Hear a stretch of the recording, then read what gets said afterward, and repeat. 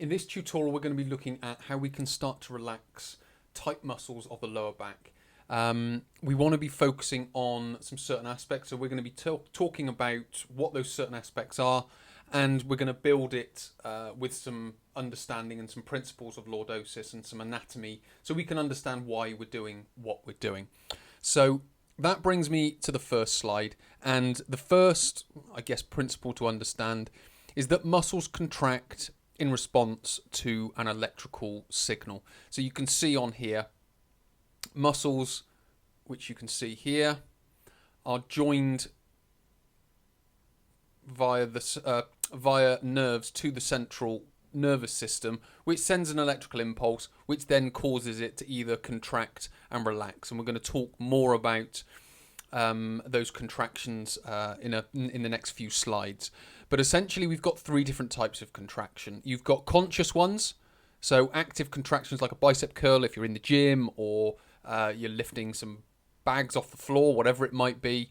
You're consciously saying, muscle, I want you to work now.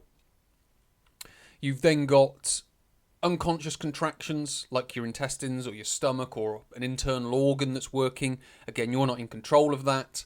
So it's just kind of happening as you live your life, and you're not really in control of it per se. And then finally, you've got passive continuous contraction called muscle tone, like tight muscles of the lower back. And importantly, I've sort of put tight there and highlighted it because it's not necessarily tight, as we're going to find out as we go through. And just to quickly mention, I've got this information from a book called Applied Kinesiology by Robert Frost, PhD. So that's the first thing that we need to understand, that the muscles contract as a response or in response to an electrical signal that comes from the central nervous system. And then we've got those three different types. The active one that you're in control of, the unconscious one that you're, in a sense, not in control of, and then you've got the passive continuous one that, again, you're not really in control of, but it's there all the time, and it's creating what has been described as tight muscles, but it's not quite tight muscles. So what we'll do now is we'll start looking and exploring that tight muscle a little bit more.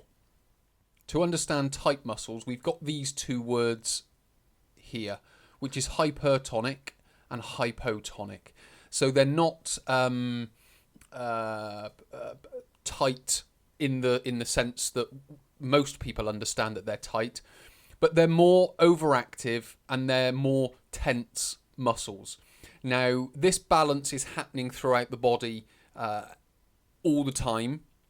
It just means that this has gone overly tense and this has gone under tense. So what it creates is, if it was even and let's just say in balance, so they were what is called normotonic, you would have that normotonic at the back, and that normotonic at the front. But what's happened is it's got slightly out of balance, and this at the back has gone overly tense, and this at the front has gone underly tensed, or more relaxed, if you want to describe it that way. So you can start to see, and it's this that creates posture. So it can create normal posture with the normotonic muscles, or it can create lordosis, kyphosis, scoliosis, and things like that with this hyper and hypo, because this means just, in a sense, overactive and underactive. So how can you balance these hyper and hypotonic muscles? So we want to try and get these back into balance. Well, the level of tone in a muscle, its synergist, stabilizers, and antagonist is controlled, adjusted, and fine-tuned mainly by the activity of nerve receptors within the muscle. So what's happening is it's not necessarily the problem lies at the level of the muscle. It's a problem of the nerve receptors, and they're signaling that muscle to be overly tense. So it's the nerves telling the lower back muscles to become overly tensed, or it's the nerve muscles telling the abdominals to become overly relaxed. So we need to start thinking about it in a slightly different way, But in a couple of slides' time, we're going to talk about what you can start doing to be able to readdress this balance. However, before we get into that, I want to just quickly talk a little bit more about nerve receptors, and more specifically, muscle proprioceptors. We have two within the body. We're going to be mainly focusing on the muscle spindles, but as you can see here, you've got what's also called Golgi tendon organs, and I'll explain a little bit more about those in a second. But muscles perform two kinds of work. Number one is active work of muscle contraction, and then passive work of muscle tone.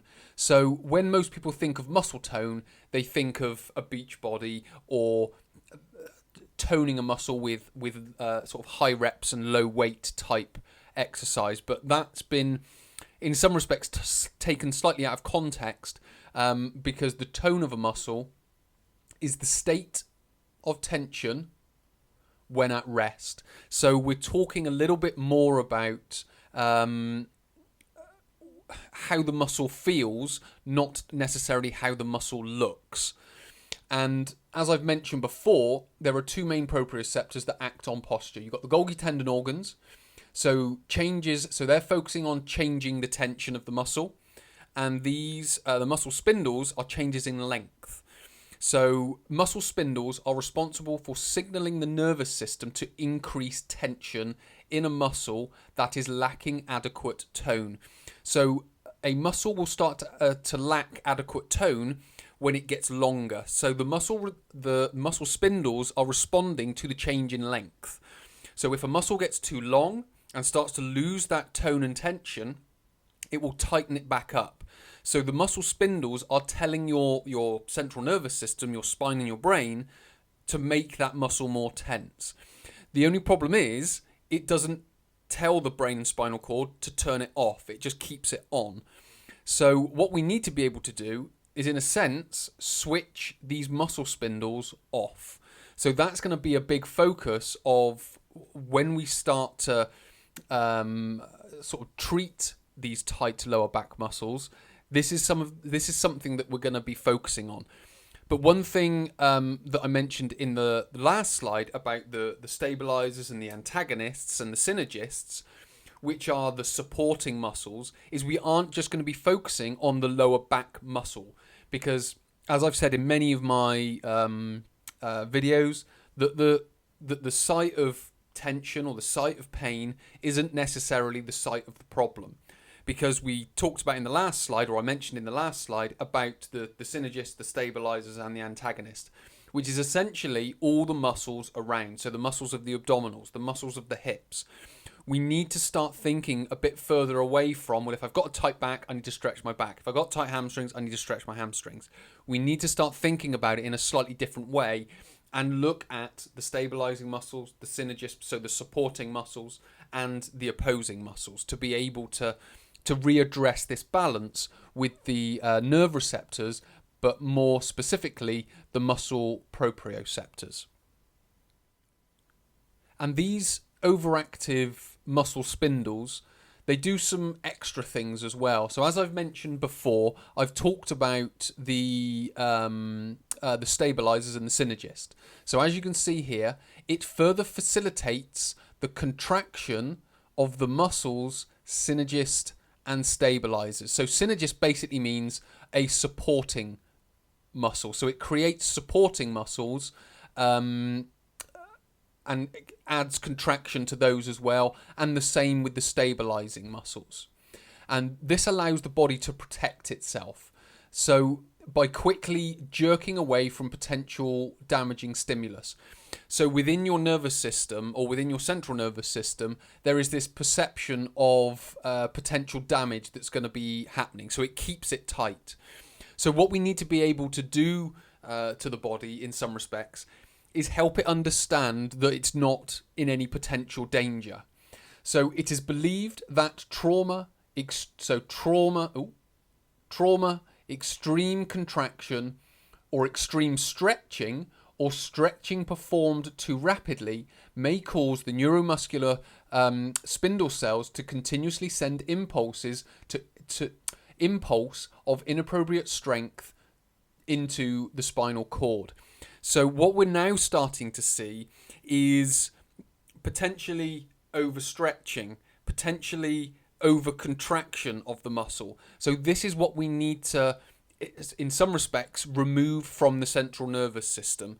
And the way that we're going to do it is in some respects, quite a traditional way of doing it. But we are going to talk about some other areas of the body that we potentially need to be focused on. Because again, as I mentioned in the last slide, we aren't just going to be focusing on the lower back muscles. We've got to be thinking about the synergist and the stabilizers, and the antagonist, just to quickly mention, that's the opposing muscle. So the opposing muscle to the lower back muscle would be the abdominals.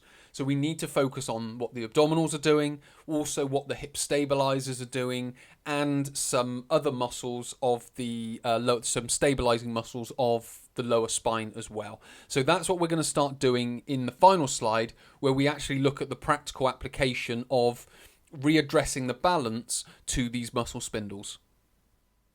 In this final slide, we've got 3 essential steps to start relaxing these tight lower back muscles. So the first step is breathing. Now, abdominal breathing, it's well known, not just within fitness, but if you start going into, in traditional exercise, but if you start going into yoga, Pilates, meditation, all those types of things, it's talked about abdominal breathing activates the parasympathetic nervous system and aids rest and relaxation. So it also helps relax muscles. So if we can start abdominally breathing, we can start to relax tense and tight muscles. So if we're talking about extreme trauma or jerking movements, that's generally a fight or flight response, which is more a sympathetic response of the nervous system. So if we can start activating parasympathetic, the side of the nervous system, we can start to aid the rest and relaxation of muscles. It'll also do other things or other elements and parts of the body as well, but we're focusing on the sort of muscles part of it. I've also got stretch here, but also you could add in, now if I just put in massage, that would be like a self-massage type thing that you could do, which would be something potentially on a foam roller. So what we're talking about, because we talked about overstretching and extreme stretching, what we want to be focusing on is light stretching. But when we talk about stretching, what we want to be thinking about is this type of stretch here. So we've got this stretch. So in this stretch, we are stretching the hip flexors. Now, I could have added another stretch, which would also be for the glutes. So in this stretch, we've got rec fem involved. The psoas muscle is involved, and iliacus. So we've got those 3 muscles involved in this stretch. We could also focus on stretching the glutes as well.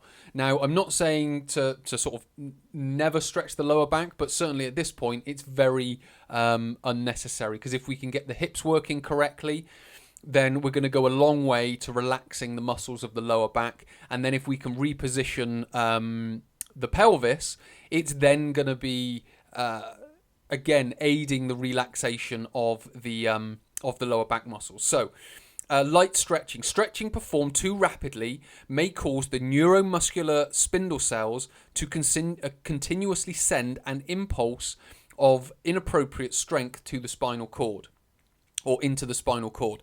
So if we can start relaxing these muscles through stretching, then we can start going about relaxing those tight muscles of the lower back. So we are breathing first. So we're making sure that we're using abdominal breathing. Now, this is just a technique called 90-90 breathing. And essentially, it's just trying to say that 90-90.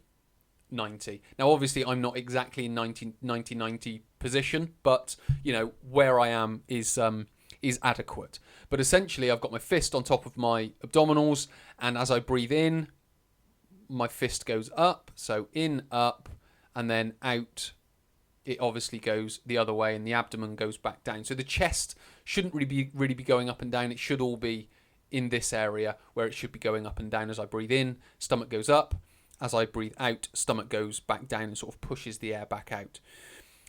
Then we add stretching onto the top of that. But again, as I mentioned, it's light stretching. And then finally, move or exercise or activate and strengthen the muscles needed to support the natural curve of the lumbar spine. So I've just included 2 exercises. There are more on top of this, but we've got this half kneeling position here. Now, this half kneeling position is a great position because what it's doing is it's helping with the static stabilization of the pelvis.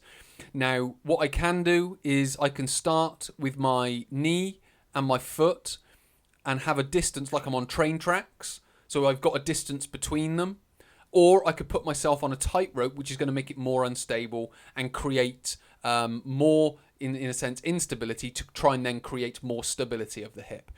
So obviously, if you're wobbly in that position, come wider. And then as you get more stable, bring the feet narrow. What we've then also got is we've got an exercise which can start stabilizing the lower back by activating muscles of the mid-back. It can start activating the glutes, and it can start activating sort of the glute medius and the glute minimus as well. So it'll do glute max in the leg that it's lifting, but it'll also do glute minimus and glute medius of what will be the standing leg. As you lift the arm, you get the mid-back muscles firing, and then that again is going to be supporting the lower back muscles. So again, it can start to help relax that. You could also add in planks and side planks to start engaging and activating the muscles of the abdominals, so the rectus abdominis and the obliques as well, because we need to start activating and strengthening the muscles needed to support that natural curve.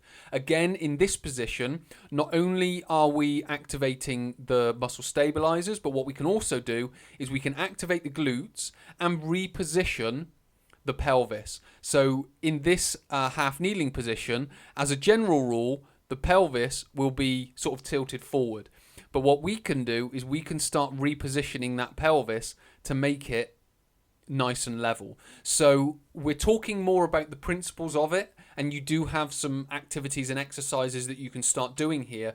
But what we need to be focusing on is, first of all, relaxing the breathing, but also doing that whilst we stretch as well. So we keep the muscles as relaxed as we can, so those muscle spindles don't fire, and tighten the muscles up. And then once we've, in some respects, loosened and relaxed the lower back muscles, what we can then start to do is activate those synergists, stabilizers, and antagonists to then be able to reset what those muscle spindles are doing. Because as I mentioned at the start, it's not necessarily a problem of at the level of the muscles. It's more a problem at the level of the nervous system. So if we can start creating or correcting that with our breathing, with our stretching, and with our exercise, we're going to go a long way to start loosening and relaxing the tight muscles of the lower back. So hopefully this has been helpful for you. Hopefully it's given you a better idea of how you can start going about relaxing the tight muscles of the lower back. And you can start putting these into practice. Again, leave some comments below, and I could possibly direct you to some other exercises and stretches as well. But pop a comment below, and I'll be able to reply to that with a link. So many thanks for watching. My name is Chris from Christopher Holt Training. I will speak to you in the next video.